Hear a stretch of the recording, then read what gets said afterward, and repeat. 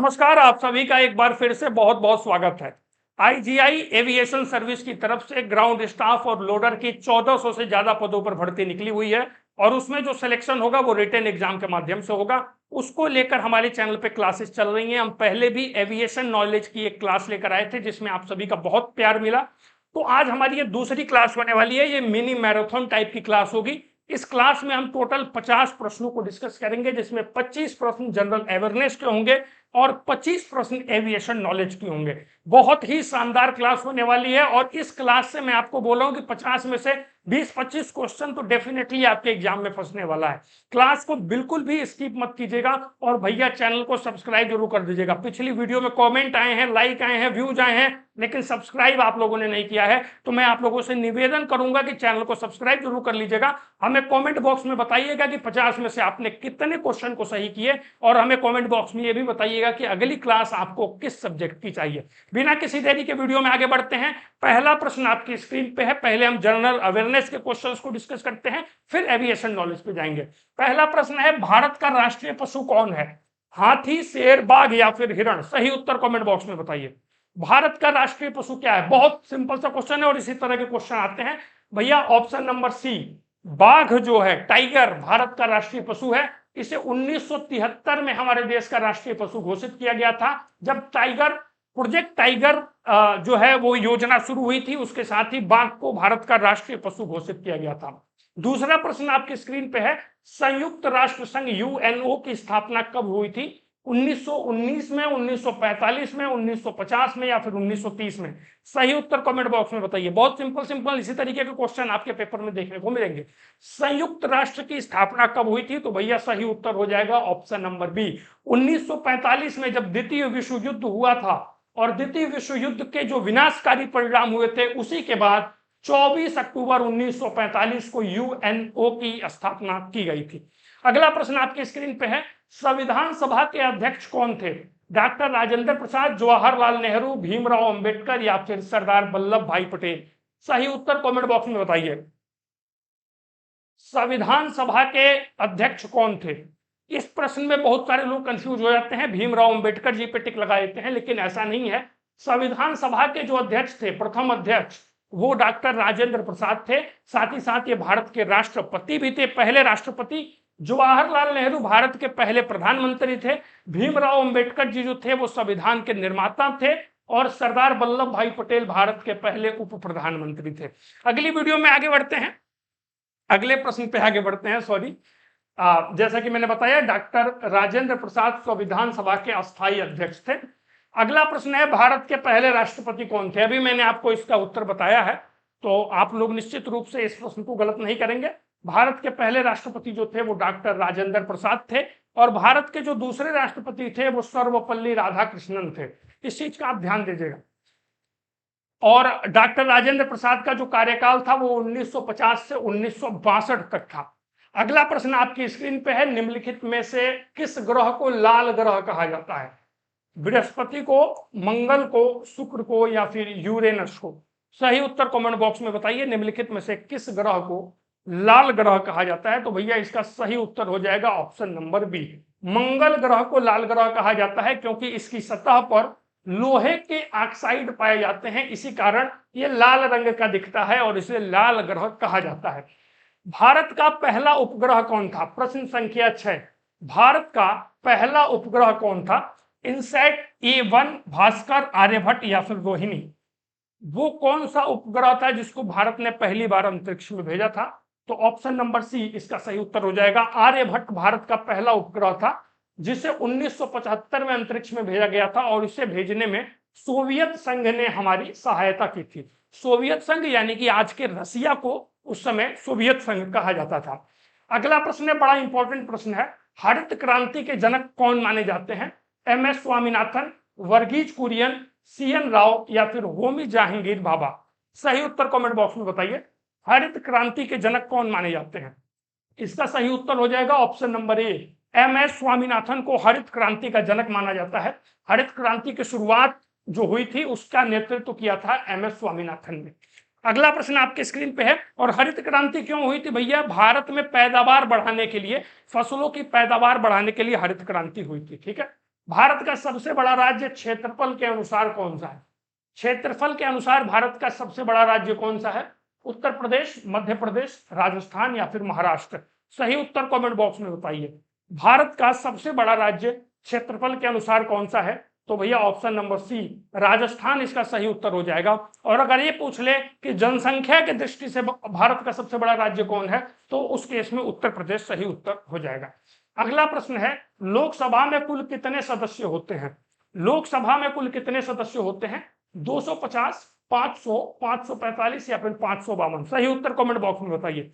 लोकसभा के सदस्य यानी कि आपके संसदीय क्षेत्र के जो सांसद होते हैं उन्हें ही लोकसभा का सदस्य कहा जाता है, और पूरे भारत में इनकी संख्या 552 है। ऑप्शन नंबर डी इसका सही उत्तर हो जाएगा। भारतीय संविधान के अनुसार लोकसभा में अधिकतम सदस्यों की संख्या 252 हो सकती है।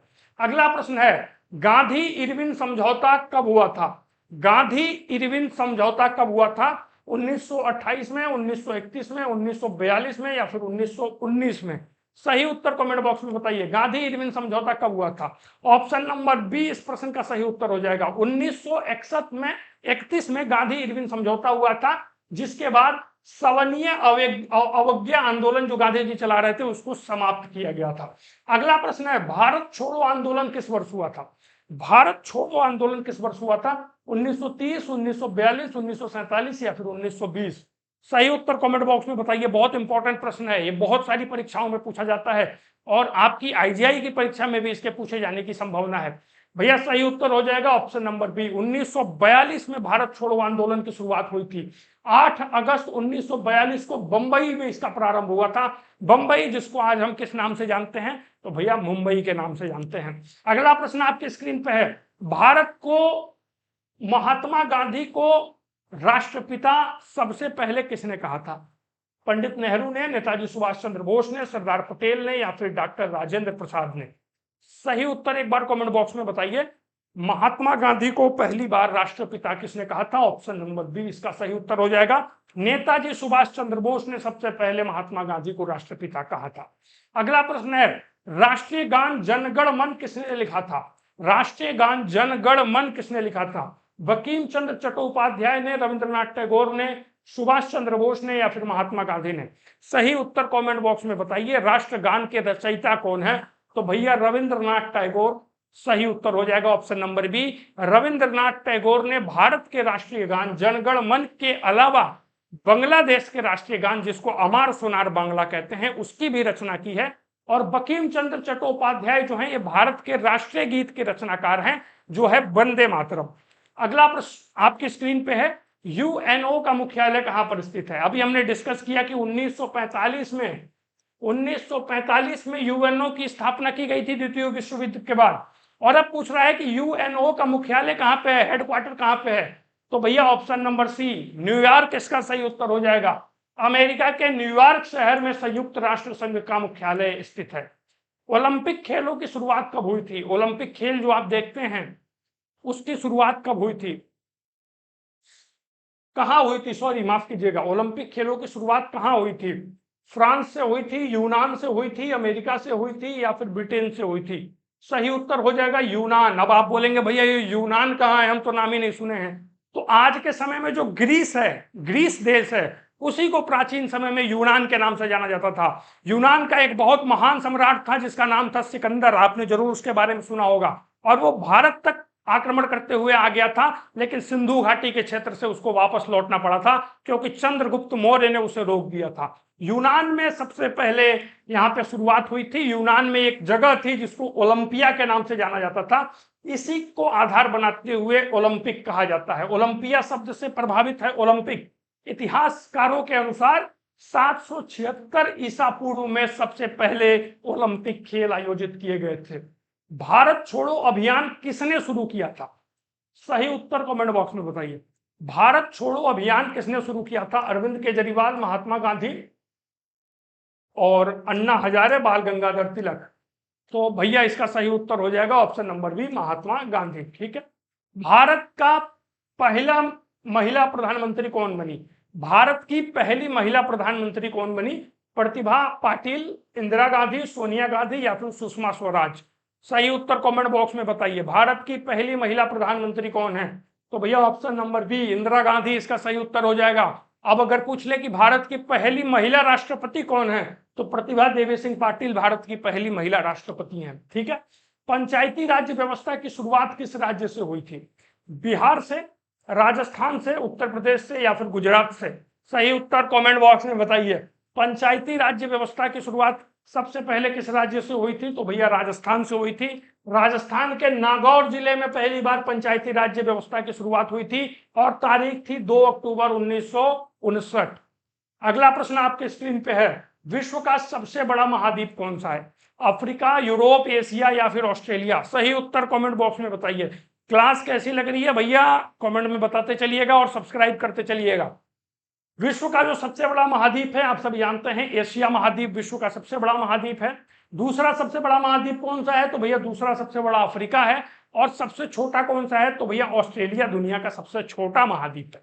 अगला प्रश्न आपके स्क्रीन पे है, ओजोन परत किसे रोकने में सहायक है? ओजोन परत किसे रोकने में सहायक है? ध्वनि प्रदूषण को, वायु प्रदूषण को, पराबैंगनी किरणों को या फिर ताप को? हमारे वायुमंडल में जो ओजोन परत है वो किसे रोकने में यहाँ पे सहायक है? तो भैया उत्तर हो जाएगा पराबैंगनी किरणों को। ओजोन परत जो है वो जो सूर्य से जब हानिकारक यूवी किरणें पृथ्वी की ओर आती हैं तो जो ओजोन परत हमारी है वो उस किरणों से हमारी रक्षा करती है, पृथ्वी की रक्षा करती है। अगला प्रश्न है, किस गैस की उपस्थिति से जल का स्वाद मीठा होता है? किस गैस की उपस्थिति से जल का स्वाद मीठा होता है? ऑक्सीजन, कार्बन डाइऑक्साइड, हाइड्रोजन या फिर सल्फर? सही उत्तर एक बार कमेंट बॉक्स में बताइए। किस गैस की उपस्थिति से जल का जो स्वाद है वो मीठा होता है? तो भैया सही उत्तर हो जाएगा option number B, carbon dioxide के कारण। जैसे कि सोडा जो होता है, सोडा आप पीते हैं, सोडा में कार्बन डाइऑक्साइड होता है और कार्बन डाइऑक्साइड का जो सूत्र है, रासायनिक सूत्र है, वो CO2 है, उसको CO2 कहा जाता है। भारत में कितने उच्च न्यायालय यानी कि हाई कोर्ट हैं? 25, 24, 21 या फिर 28? सही उत्तर कमेंट बॉक्स में बताइए। भारत में कितने हाई कोर्ट हैं? तो भैया सही उत्तर हो जाएगा option number A, 25 high court Bharat में है और 2025 तक की गणना के बाद 25 हाई कोर्ट है। भारत के किस राज्य में काजीरंगा राष्ट्रीय उद्यान है? भारत के किस राज्य में काजीरंगा नेशनल पार्क है? ऑप्शन दिया हुआ है मेघालय, त्रिपुरा, असम या फिर मणिपुर। तो इसका सही उत्तर हो जाएगा ऑप्शन नंबर सी, असम राज्य के अंदर यहाँ पे काजीरंगा राष्ट्रीय उद्यान है। यह एक सींग वाले गैंडों के कारण प्रसिद्ध है। यहाँ पर एक सींग वाले गैंडे जो हैं वो बहुत याद में पाए जाते हैं। आईसीआईसीआई बैंक का पूरा नाम क्या है? आईसीआईसीआई बैंक का पूरा नाम क्या है? एक बार कमेंट में बताइएगा इसका सही उत्तर। तो इसका भैया पूरा नाम है industrial credit and investment cooperation of India. इसका पूरा नाम है industrial credit and investment cooperation of India और इसकी शुरुआत हुई थी वर्ष 1955 में। इसका उद्देश्य था औद्योगिक निवेश में सहायता करना। 1955 में आईसीआईसीआई बैंक की स्थापना हुई थी जिसका पूरा नाम है industrial credit and investment cooperation of India. अगला प्रश्न है, मोबाइल नंबर पोर्टेबिलिटी MNP की सुविधा भारत में कब शुरू हुई थी? 2007 में, 2011 में, 2015 में या फिर 2009 में? अब भैया ये MNP है क्या? तो जैसे मान लीजिए आपका एक नंबर है, मोबाइल नंबर है जो कि जियो से है, वो जियो से है और आप सेम नंबर को एयरटेल में पोर्ट करवाना चाहते हैं, तो यह सुविधा भारत में कब शुरू हुई थी ये पूछ रहा है, क्योंकि पहले ये सुविधा नहीं थी। 2011 इसका सही उत्तर हो जाएगा ऑप्शन नंबर बी, 2011 के पहले सुविधा नहीं थी। आप सेम नंबर को किसी दूसरी कंपनी के सिम में पोर्ट नहीं करवा सकते थे। 2012-11 के बाद ये सुविधा जो है वो शुरू की गई थी। इसके बाद अगला प्रश्न आपकी स्क्रीन पे है, भारत का पहला घरेलू विमान कौन सा था? भारत का पहला घरेलू विमान कौन सा था? सारस, तेजस, ध्रुव या फिर गरुड़? सही उत्तर कमेंट बॉक्स में बताइए। पहला घरेलू विमान कौन सा था? तो भैया ऑप्शन नंबर ए इसका सही उत्तर हो जाएगा।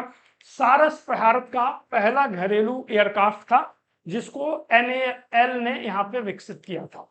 अगला प्रश्न आपकी स्क्रीन पे है और सॉरी ये यहाँ से हमने जो यहाँ अभी हम तक ये हमारा लास्ट प्रश्न था जनरल अवेयरनेस का। और जो हमने ये पहला प्रश्न डिस्कस किया, भारत का पहला घरेलू विमान कौन सा था, ये आपका एविएशन नॉलेज का प्रश्न है। अब हम एविएशन नॉलेज के 25 प्रश्नों को डिस्कस करेंगे। तो एविएशन नॉलेज का दूसरा प्रश्न है, विमान में जो ब्लैक बॉक्स होता है उसका रंग क्या होता है? काला होता है, नारंगी होता है, पीला होता है या नीला होता है? ब्लैक बॉक्स के बारे में मैंने पिछली क्लास में भी बताया था कि जब विमान में कोई दुर्घटना होती है तो वो उन पलों को रिकॉर्ड करता है। विमान में एक रिकॉर्डिंग सिस्टम होता है जो विमान में क्या क्या हो रहा है वो सारी चीजें रिकॉर्ड करता है। तो वो किस रंग का होता है भाई? ब्लैक बॉक्स है तो कुछ लोग कहेंगे कि भैया काला रंग का होता होगा, लेकिन नहीं, ऑप्शन नंबर 20 का सही उत्तर हो जाएगा। ब्लैक बॉक्स जो है वो नारंगी रंग का होता है, इस तरीके का दिखता है कुछ ब्लैक बॉक्स। अगला प्रश्न है, एयरबस कंपनी का मुख्यालय कहाँ है? एयरबस कंपनी का मुख्यालय कहाँ है? फ्रांस में, जर्मनी में, अमेरिका में या फिर ब्रिटेन में? एयरबस कंपनी जो है वो एयरक्राफ्ट बनाती है और इसका मुख्यालय जो है वो फ्रांस में है। फ्रांस के टुलूज शहर में इसका हेडक्वार्टर जो है वो स्थित है। चौथा प्रश्न आपके स्क्रीन पे है, विमान में EICAS किसके लिए प्रयोग होता है? EICAS किसके लिए प्रयोग होता है? रडार के लिए, यात्री सुरक्षा के लिए, इंजन डेटा के लिए या फिर मौसम के लिए? तो इसका सही उत्तर हो जाएगा option number C, engine data के लिए यह प्रयोग होता है। यह विमान के अंदर एक सिस्टम लगा होता है जिसको बोलते हैं engine indicating and crew alerting system. Engine और अन्य सिस्टम की जानकारी ये सीधे पायलट को देता है। पायलट के केबिन में, जिसको हम कॉकपिट बोलते हैं, वहां पे सिस्टम लगा होता है और इंजन कैसा काम कर रहा है, बाकी सिस्टम कैसा काम कर रहा है, उसकी जानकारी ये डायरेक्टली पायलट को देता है। अंतरिक्ष में भेजा गया पहला भारतीय कौन था? राकेश शर्मा, कल्पना चावला, सुनीता विलियम्स या फिर विक्रम साराभाई? सही उत्तर कमेंट बॉक्स में बताइएगा। अंतरिक्ष में भेजा गया पहला भारतीय कौन था? तो इस प्रश्न का सही उत्तर हो जाएगा राकेश शर्मा। राकेश शर्मा पहली बार 1984 में अंतरिक्ष में जाने वाले पहली भारतीय थे। इनको सोवियत यूनियन ने, जिसको हम रसिया के नाम से जानते हैं, वो अपने साथ मिशन में लेकर गया था। V1 स्पीड क्या है? V1 स्पीड क्या है? रनवे की लंबाई, अधिकतम टेक ऑफ गति, निर्णय गति या फिर लैंडिंग स्पीड? तो भैया इसको थोड़ा ध्यान से समझिएगा, ये है अधिकतम टेक ऑफ गति। ऑप्शन नंबर 20 का सही उत्तर हो जाएगा, लेकिन मैं इसको आपको थोड़ा समझाना चाहूंगा। जैसे मान लीजिए कि ये रनवे है, ये रनवे है जहां से आपका प्लेन जो है वो दौड़ते हुए फिर टेक ऑफ करता है, उड़ता है। और ये मान लीजिए ये जो यहाँ पे है, इसको हम V1 स्पीड मान सकते हैं। यहाँ पर V1 स्पीड है और आपका जो प्लेन है वो यहाँ से यहाँ पे है और यहाँ से ये फिर टेक ऑफ करने वाला है, आगे जाने वाला है। तो आपका प्लेन इस गति तक, यहाँ तक पहुंचकर ये रुक सकता है। यहाँ तक पहुंचकर अगर विमान में कोई तकनीकी खराबी है या फिर कोई और समस्या है तो यहाँ तक ये रुक सकता है। लेकिन इसने एक बार V1 स्पीड को पार कर दिया, ये V1 स्पीड है, एक बार इसने V1 स्पीड को पार कर दिया और रनवे पे आगे बढ़ गया, तो किसी भी कीमत पर टेक ऑफ को टाला नहीं जा सकता है। अगर टेक ऑफ को टालने की कोशिश की जाएगी तो विमान वहीं पर दुर्घटनाग्रस्त हो जाएगा। अधिकतम टेक ऑफ गति है, यानी कि यहीं तक विमान को रनवे पे रोका जा सकता है। अगर विमान इस V1 स्पीड से आगे बढ़ गया है तो फिर उसको रोका नहीं जा सकता है, उसको फिर उड़ान भरनी ही होगी। ठीक है, अगला प्रश्न है, विमान में ट्रांसपोंडर का उपयोग क्यों होता है? विमान में ट्रांसपोंडर का उपयोग क्यों होता है? ईंधन आपूर्ति के लिए, मौसम की जानकारी के लिए, रडार पर पहचान के लिए या फिर ऑक्सीजन की आपूर्ति के लिए?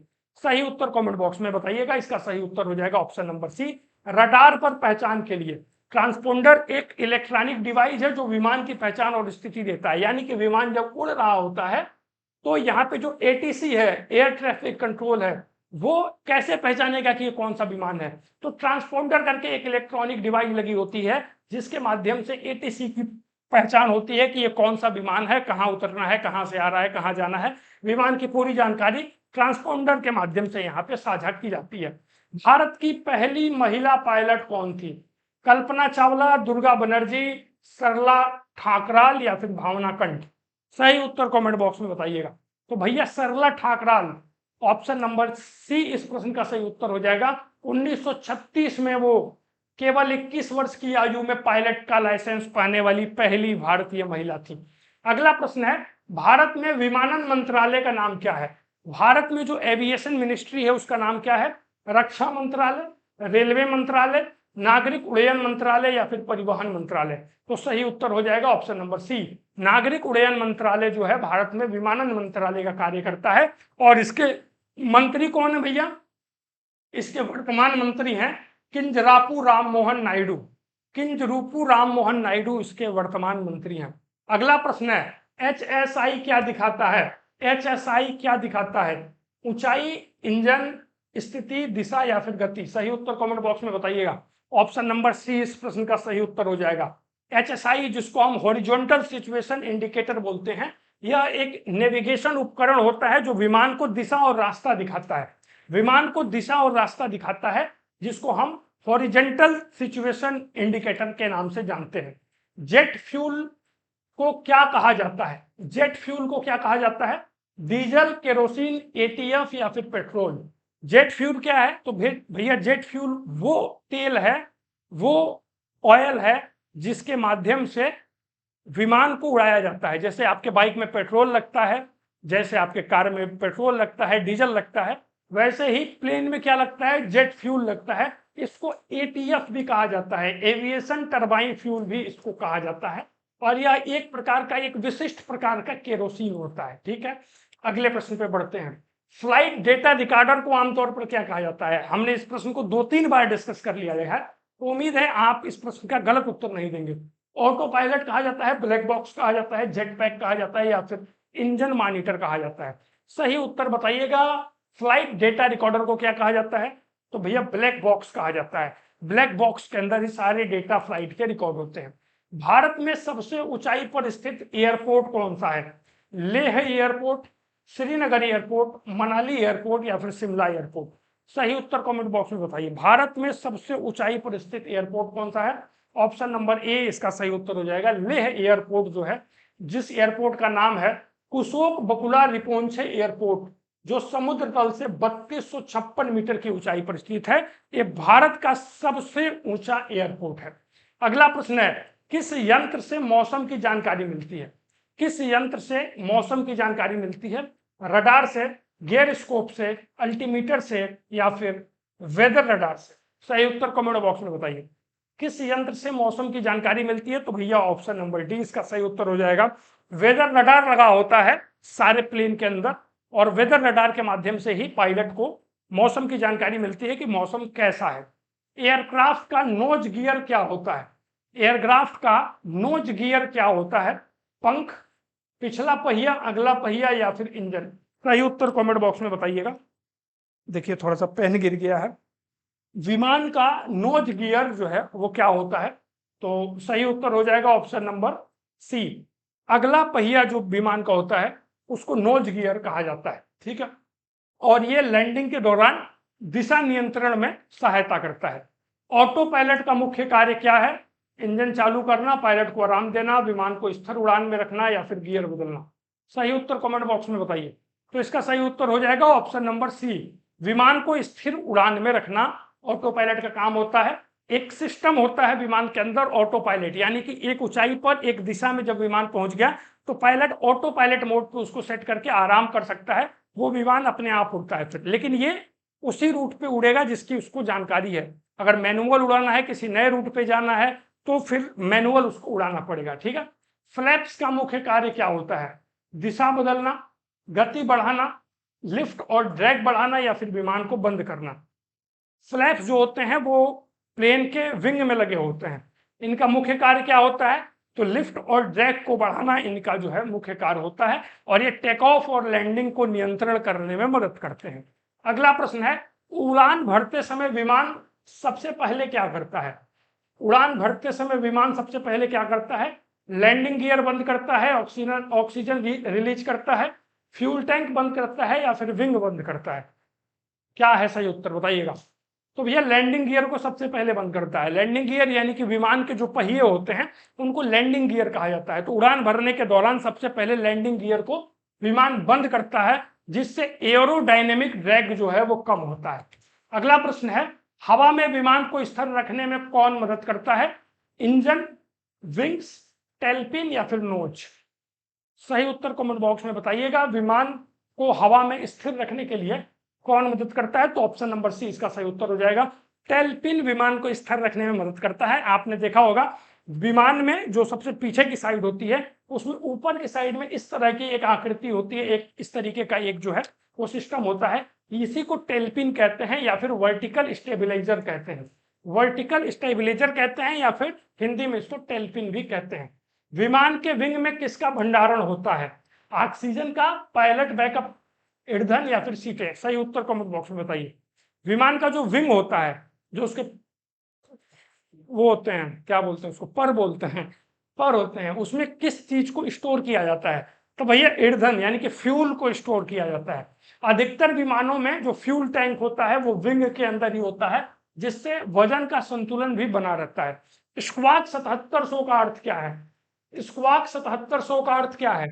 सामान्य उड़ान, आपातकालीन स्थिति, रडार पर गड़बड़ी या फिर हाईजैक? स्क्वाक 7700 का जब मैसेज देता है पायलट तो इसका मतलब क्या है? तो इसका मतलब हो गया भैया आपातकालीन स्थिति। आपातकालीन स्थिति के समय जो ट्रांसपोर्टर को मैसेज दिया जाता है वो 7700 कोड के साथ जो है वो सेट किया जाता है, जिसका मतलब है कि विमान में कोई जनरल इमरजेंसी है, जनरल इमरजेंसी है। अगर पायलट पैन पैन बोले तो उसका अर्थ क्या है? अगर पायलट पैन पैन बोले तो उसका अर्थ क्या है? साधारण अनुरोध, अत्यधिक आपातकाल, महत्वपूर्ण लेकिन जानलेवा नहीं, या फिर रडार बंद? सही उत्तर बताइएगा। तो इसका उत्तर हो जाएगा ऑप्शन नंबर सी, महत्वपूर्ण लेकिन जानलेवा नहीं। जब पायलट पैन पैन का कॉल देता है इसका मतलब है कि कुछ मदद की आवश्यकता है विमान में, लेकिन वो इतनी खतरनाक नहीं है कि जानलेवा है, जीवन घातक नहीं है, लेकिन इंपॉर्टेंट है, मदद चाहिए लेकिन जानलेवा स्थिति नहीं है। बोइंग 777 विमान में कितने इंजन हैं?